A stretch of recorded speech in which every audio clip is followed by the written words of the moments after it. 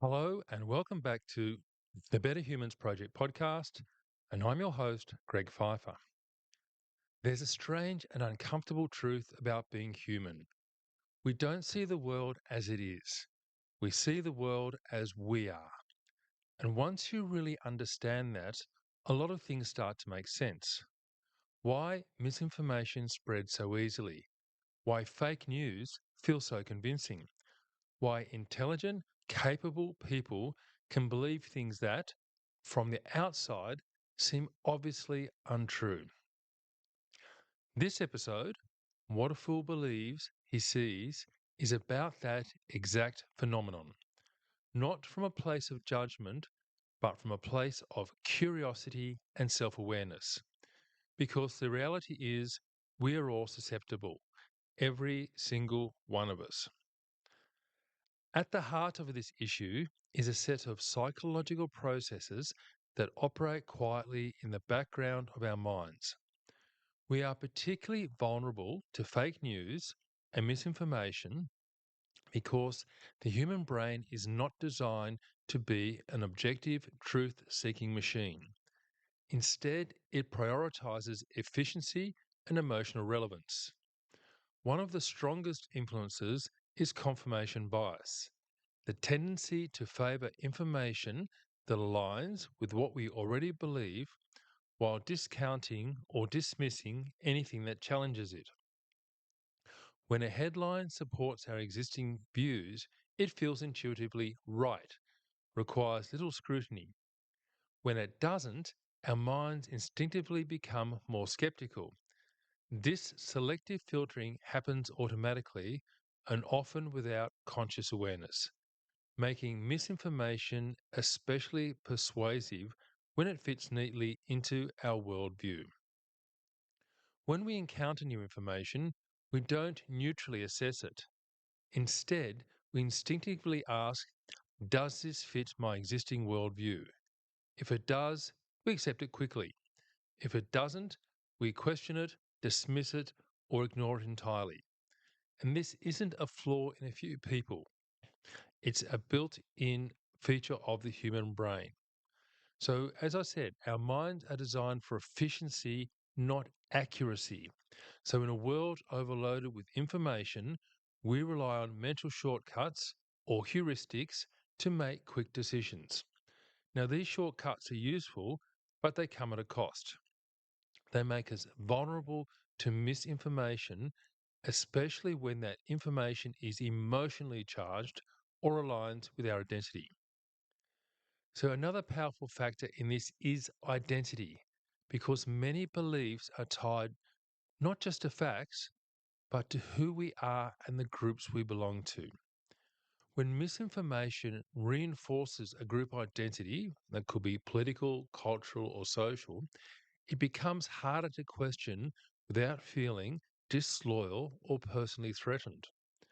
When a belief becomes tied to who we are, challenging that belief feels like a personal attack.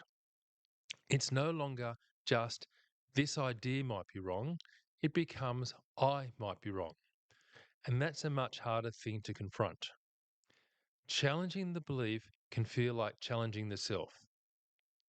And this is compounded by online echo chambers, where algorithms repeatedly expose us to similar viewpoints, strengthening our sense of certainty through repetition. Over time, familiarity is mistaken for truth. This is why misinformation spreads so effectively on social media and in its echo chambers. We surround ourselves, and often unintentionally, with people and content that reinforce our existing views. So over time, those views become stronger, more certain, and more resistant to change. The repetition creates a sense of truth. If we hear something enough times, it starts to feel real, regardless of whether it actually is. So emotion also plays a critical role. Content that triggers fear, anger, outrage, or moral concern activate the fast, instinctive thinking processes that bypass careful analysis. Fake news is often designed to provoke, these emotional reactions because emotionally charged information is more memorable and more likely to be shared. In these moments, the brain prioritizes speed over accuracy, responding to how the information feels rather than how well it stands up to evidence. As a result, emotionally compelling falsehoods can spread more rapidly than calmer, more nuanced truths. Misinformation that triggers strong emotion is more likely to be shared, more likely to be believed, and more likely to stick because it bypasses our slower, more rational thinking processes and goes straight to our instincts. It hits our low road processing. Perhaps most counterintuitively, intelligence does not necessarily protect us from misinformation. In some cases, it makes us more adept at defending what we already believe. Rather than using reasoning to seek accuracy, we may use it to rationalize, justify, and argue for our existing position. This is why combating fake news is not just about providing better information, it requires cultivating self awareness, intellectual humility, and a willingness to slow down and question our own assumptions. Sadly, we don't use our intelligence to find the truth, we use it to protect our version of the truth. So, what do we do with this? Combating fake news and misinformation is less about becoming a perfect fact checker and more about changing how we think. Because our minds default to speed, efficiency, and emotional comfort, the first step is slowing down. So, misinformation thrives when we react quickly, liking, sharing, or believing context based on how it feels rather than how well it stands up to scrutiny. Creating a pause between exposure and reaction gives our slower, more reflective thinking a chance to engage. So, this means asking simple questions. Where did this come from? What evidence is offered? Why does this resonate with me? Another critical skill is intellectual humility, the willingness to accept that we might be wrong. As previously mentioned, growth does not come from being right all the time, but from being willing to question our assumptions and sit with uncertainty. When we recognize that our beliefs are shaped by biases, identity, and emotion, we become less defensive and more open to correction. And this mindset reduces the instinct to immediately dismiss information that challenges us and instead encourages curiosity over certainty. Actively seeking out opposing perspectives is also a powerful antidote to misinformation. Rather than staying within echo chambers that repeatedly reinforce the same ideas, deliberately engaging with well reasoned alternative views helps break the illusion that familiarity equals truth. The goal is not to change your mind on everything, but to understand why we believe what we believe. Finally, combating fake news requires emotional awareness. Emotionally charged content is more memorable and more shareable because it bypasses careful analysis and triggers instinctive responses. Learning to notice emotional spikes, anger, fear, and outrage acts as an internal warning signal. When something provokes a strong reaction, that is often the moment to slow down the most. By combining emotional regulation, humility, and deliberate reflection, we become far less susceptible to being misled. So, in short, the answer isn't to become cynical or to assume everything is false. It's to become more aware, to develop a kind of mental humility, to recognize that our first reaction isn't always our best reaction. It means slowing down, questioning where information is coming from, asking ourselves why we want something to be true, being willing to sit with discomfort and uncertainty, Because growth doesn't come from being right all the time. It comes from being willing to be wrong and learning from it.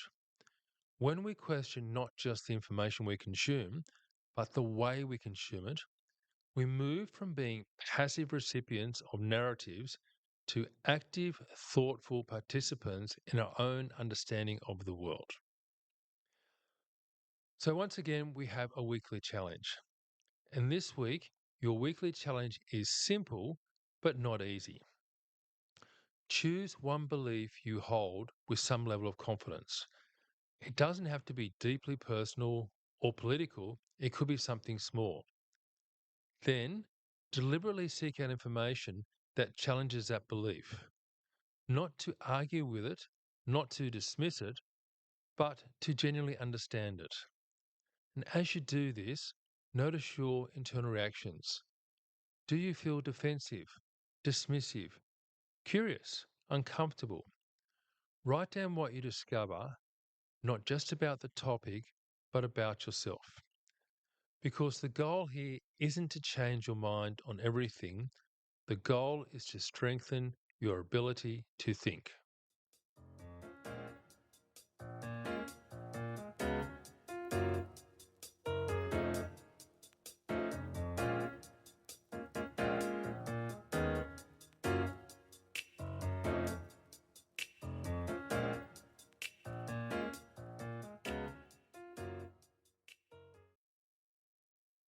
As usual, there is a worksheet that accompanies this episode.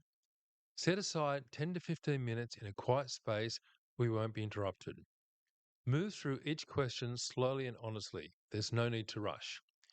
If you feel resistance, that's a sign you're in the right place. Try to observe your thoughts without immediately judging or defending them. This is a space for curiosity, not criticism.